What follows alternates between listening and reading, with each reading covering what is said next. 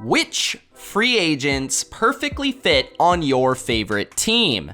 What's going on, bottom line viewers? It's Mitch back here with another NFL free agency predictions video. One free agency signing for every NFL team. A mix of high-profile superstar talents with potential diamonds in the rough. Finding the best scheme fit for your team's roster. And obviously, no re-signs, because that's just boring. Before I give you my free agency signing for every NFL team, don't forget to spike that like button and subscribe for more BLV NFL free agency predictions just like this. Dante Jackson is a fast, raw cornerback who is best in zone coverage. The Bills do need a speed upgrade in their secondary to track down teams like the Kansas City Chiefs and Tyreek Hill. Jackson is certainly fast. He can stay with receivers like Hill. And with the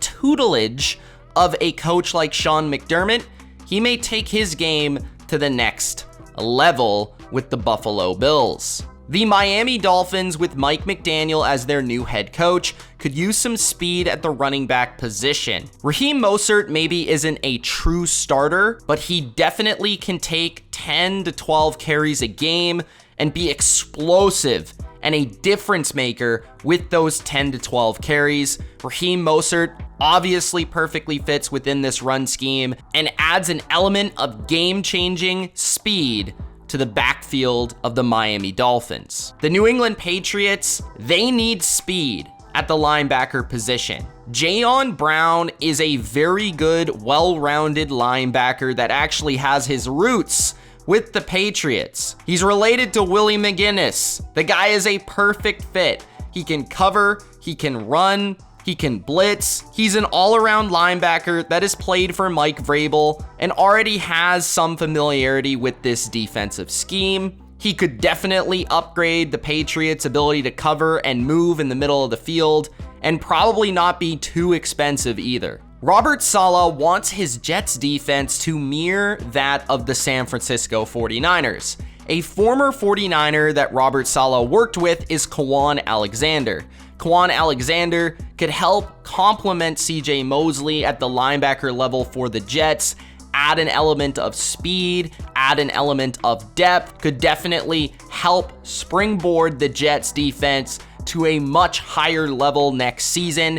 Alexander definitely can still run and cover and could upgrade the Jets in the middle of the field. The Baltimore Ravens will desperately be searching for a right tackle to help protect Lamar Jackson. Villanueva was not getting it done and was consistently taken advantage of a year ago. Morgan Moses, he's not a superstar, but he is consistent and he is reliable. And that's exactly what the Ravens are looking for. They're not going to break the bank with Moses, but they know with his track record what he is going to be. And that's the answer for the Ravens on the right side. Everybody knows that the Cincinnati Bengals are going to be looking to upgrade their offensive line. There's no question about it. Specifically in the interior is where they need some help. Austin Corbett is a guard that has played for the Los Angeles Rams, and with the familiarity of Taylor and McVay and how similar their schemes and offenses are, somebody that has proven to be excellent in that scheme can easily transfer his talents to the Bengals. I believe Corbett is an ideal target for the interior of this offensive line.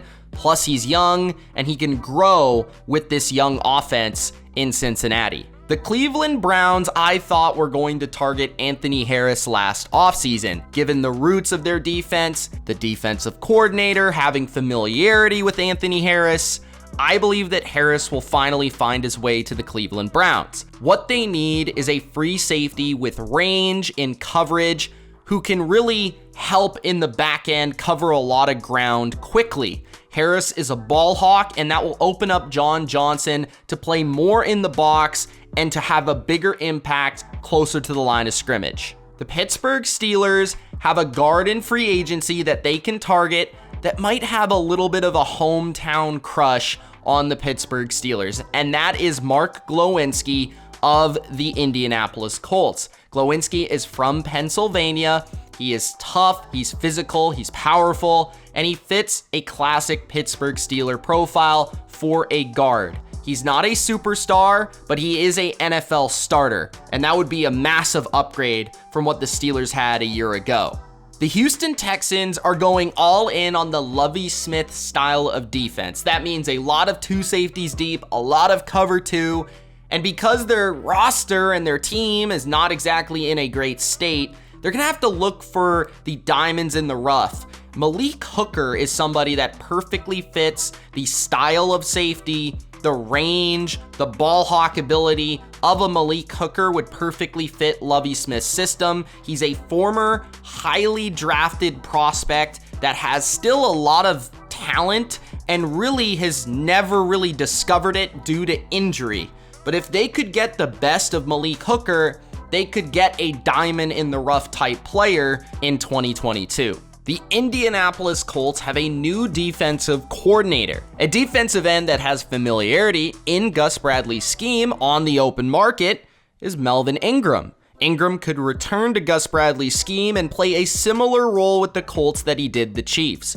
A part-time rotation role, but play with dominance in the run and the pass game. Ingram can also play in multiple spots and still be effective even at his age. Ingram can add that Justin Houston type of impact that the Colts were kind of missing last year. The Jacksonville Jags need to find an edge rusher on the opposite side of Josh Allen. A similar type player who is still young is Uchenna Nwosu of the Los Angeles Chargers.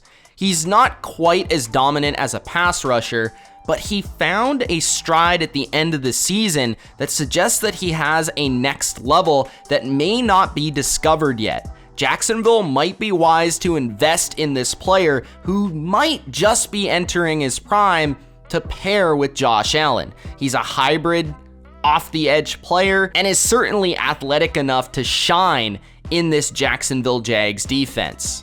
The Tennessee Titans don't have a ton of cap space, but they definitely need to look to fill a couple spots on the offensive line. A veteran that makes sense for a team that is trying to keep its window open is Tom Compton. He won't cost a lot, he has familiarity with this type of run game, and he can play a multitude of different positions on the offensive line. He's also playing some of his best football at this point in his career. So Compton to the Titans, wherever they need him to play, makes sense. The Denver Broncos are in transition on the defensive side of the football. And even though they're trying to keep the same base scheme that they had under Vic Fangio, they have many secondary spots that they need to fill. Darius Williams can help fill one of the perimeter corner spots. Darius Williams is young, and he's had one elite season in his career. I don't think he's going to want to deviate too far from his base roots within this scheme, and lucky for him, the Broncos' new defensive coordinator was the Rams' safety coach and secondary coach over the last 3 to 4 years. So Darius Williams fitting in as one of the perimeter corners for the Broncos, a team looking to pair up Patrick Surtain with another young number 2 corner. Well, Darius Williams has proven to be a very nice number 2 corner in the NFL already. The Broncos are a perfect spot for Williams.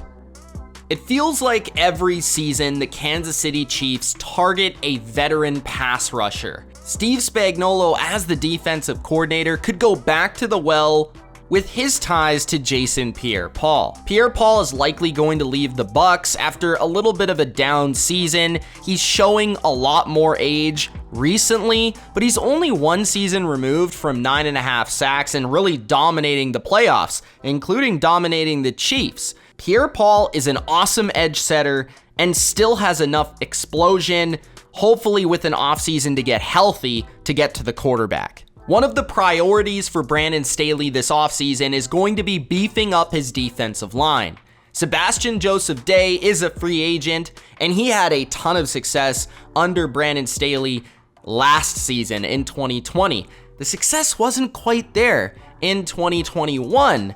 With a lot of injuries and just not the same level of play. Returning to Brandon Staley's defense might help him thrive and might help Brandon Staley stop the run A major weakness for the Chargers in 2021 is going to be something that they heavily target, and Joseph Day will certainly help them. Plus, he's young, so that helps. With Josh McDaniels coming to the Raiders, I wouldn't be surprised if some traditional Patriots that I never thought would leave end up leaving to join Josh with the Raiders, because the Raiders are more likely to pay those players to help establish their systems, and those players might want to just get away from the New England of it all. And James White is a guy that definitely is a prime candidate for this type of move. James White is very valuable for his intelligence, his knowing of this scheme and offense, and he would do wonders for Derek Carr and just everybody on this offense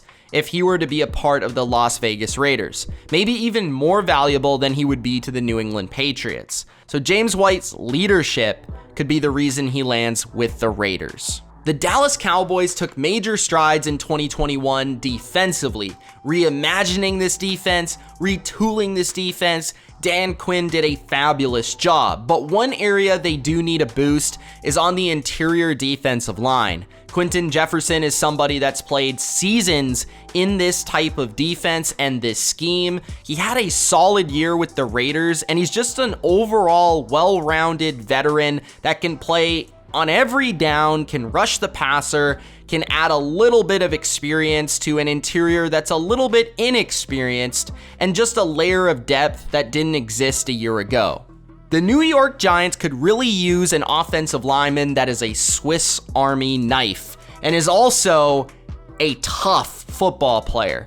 Ted Karras is exactly that. He can play center, he can play guard, but all I know is he's a darn good football player, and he can start at one of these 5 spots for the Giants. Brian Daboll understands the importance of rebuilding this offensive line, and Ted Karras could definitely help them do that this season. There was also a little bit of carryover with Karras and Daboll when Daboll was on the Patriots. I don't know how long it's been since the Eagles have had a legit linebacker, but Anthony Barr could finally solve that linebacking position. He is an all-around beast of a football player, a fabulous athlete, somebody that can do a lot of different things for a defense. And with this new scheme under Gannon, it is essential that these guys can cover, that they can run. And I believe Anthony Barr can do just about anything and play in just about any scheme. He's just a playmaker, and the Eagles desperately need that in the middle of their defense. Ron Rivera and the Commanders definitely still believe in linebackers. Anthony Walker would be the perfect addition, not just for depth, but an all-around linebacker that is perfect for this scheme. He can cover, he can move, he can tackle, he's very smart, and he would definitely help Davis, the young football player beside him, develop. Walker is the type of linebacker that Rivera would value, and he would add just much needed consistency at the linebacker level for Washington. The Chicago Bears definitely need to look to upgrade their cornerback position. With Matt Eberflus now becoming their head coach, it would make a lot of sense for Xavier Rhodes to follow him. Rhodes isn't the same Rhodes close that he used to be, but he's definitely not Rhodes open either. He's still a quality starting cornerback that can hold down one perimeter position. Rhodes could provide the stability that Eberflus is looking for in his first season in Chicago. The Detroit Lions have Saints roots in their front office and on their coaching staff. One of the players that their coaching staff has actually spoken highly of in the past is PJ Williams, the versatile safety defensive back. Williams can play a little bit of nickel, a little bit of perimeter corner, a little bit of free, a little bit of strong. That's exactly the type of playmaker and intelligent football player that the Lions are looking for to upgrade their secondary. He could certainly add depth and familiarity to this defense in Detroit. If the Green Bay Packers are serious with making a run with Aaron Rodgers, one of their priorities has to be upgrading the depth at the wide receiver position. Jamison Crowder is a low-cost veteran that can still play. He's a slot receiver with great quicks, can get open, can make key third down conversions. Crowder could definitely fit as a secondary option to Devontae Adams in Green Bay. Much of Mike Zimmer's downfall with the Minnesota Vikings was simply not having the pass rushers to impact the quarterback. And the Vikings, they're not going to be able to get a big-time solution this offseason, but they can go diamond in the rough shopping. Kevin O'Connell comes from the Rams. This is a defense that definitely they want to try to emulate the Rams with. Ogbonnia Okoronkra, or my best attempt at saying his name, is a free agent, and he is definitely an impact pass rusher. We just haven't seen it on an every down usage. He's been a rotation player for the Rams, but with more reps, more opportunity to shine, he definitely has a skill set that can sack the quarterback and make plays, opposite Danielle Hunter with the Vikings. Dean Pease really did wonders with a very limited defensive roster in Atlanta a year ago. He's definitely gonna want to upgrade that secondary with versatile chess pieces. One of those players could be Jimmy Smith, who he worked with in Baltimore. Jimmy Smith is a safety, a corner, a veteran of this league that can play man, can play zone, can be a matchup player. He's not an every down player, but can certainly bring an impact on big key passing situations for the Atlanta Falcons and provide a little bit of depth everywhere and certainly a veteran presence for this young secondary. The Carolina Panthers are most likely going to be moving on from Dante Jackson and losing Stephon Gilmore this offseason. That means that their number 2 cornerback position is going to be wide open. I think they should definitely look at signing a veteran who can play in a multitude of coverages, because that's what Carolina loves to do. They'll mix in zone, they'll mix in man. Steven Nelson is a corner that can do just about everything, that's played in just about any scheme and defense, and has a lot of familiarity in a lot of different coverages, playing at a pretty high level. He's not an elite player, but he's certainly a solid starting corner that can provide a decent number 2 opposite JC Horn and a little bit of depth for this secondary. The New Orleans Saints don't have a ton of cap space. We all know this, right? But eventually, they're going to work their way to get a little bit of cap space, just enough to sign a few diamonds in the rough. Will Fuller could be a wide receiver that gets passed on this offseason. He has off the field issues, he has injury history. The Saints desperately need a field stretcher and a big play target, and Will Fuller would be a perfect complement to the returning Michael Thomas in this offense. Fuller is probably not going to get a contract right away, which means that the Saints might actually be able to capitalize later this offseason. The Tampa Bay Buccaneers had a nightmare of a cornerback situation in 2021. Meaning that they could really use depth, and they probably understand that they need depth at this position. Patrick Peterson returning to Todd Bowles' system does make some sense here. Patrick Peterson hasn't really played his best ball in recent years, and he's not the same player, but the Bucs did take a chance on Richard Sherman a year ago, and they do like having that steady veteran presence in their secondary. So Patrick Peterson having familiarity with Bruce Arians and this coaching staff and being able to add a little bit of depth in this system would make perfect sense for the Bucs. The Arizona Cardinals are going to do all they can to upgrade this secondary. Chris Harris Jr. has familiarity in Vance Joseph's defense. He's still a steady presence, although he's not elite anymore. And we have seen the Cardinals take chances on older veteran defensive players. Harris could be the next one in that line. Having the ability to play on the outside, having the ability to play at nickel, it could really help Vance Joseph move all the other corners into ideal positions for 2022.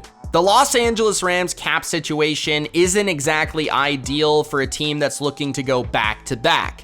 So what they're gonna have to do is budget shop the offensive line, because they're likely to lose a couple of their offensive linemen this offseason. Going with familiarity and players that have thrived for them in the past is the best way to approach this. The one that really comes to mind is Austin Blythe, who spent a season in Kansas City, but could return to the Rams if Brian Allen leaves. If Allen leaves, Blythe would be the perfect replacement. Having actually started over Allen in the past, it would be like nobody left, and it's the same solution, and it's the same player.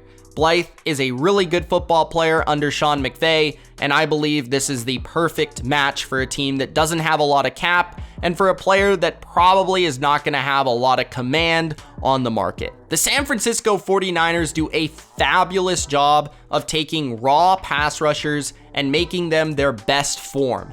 And Kemoko Turay is a flashy pass rusher, a great athlete who has shown a lot of potential in the past with the Colts. I believe this is exactly the type of player that has great speed and finesse off the edge, maybe a little bit undersized, but if he can be coached and pushed in the right direction, he can be explosive and a difference maker in this 49er rotation, thriving off the attention of Nick Bosa and Eric Armstead. Turay could be the next Arden Key, and it just makes perfect sense for the 49ers. The Seattle Seahawks certainly need to upgrade their perimeter corner spot. Kevin King is the ideal Seahawks corner. He has the traditional length, he's tall, he's got speed, he's got the raw athleticism that Pete Carroll looks for in cornerbacks. He could play a little bit of man, a little bit of zone, and he's not as bad as his reputation suggests. Kevin King is a football player that I believe could play some of his best football with the Seahawks. Those are my predictions for one free agency signing for every NFL team. I hope you guys enjoyed. If you did, don't forget to Gronk spike that like button and subscribe for more BLV just like this. It's Mitch. Let me know what you thought of my signing for your team in the comment section below, and we'll see you in the next video. Peace.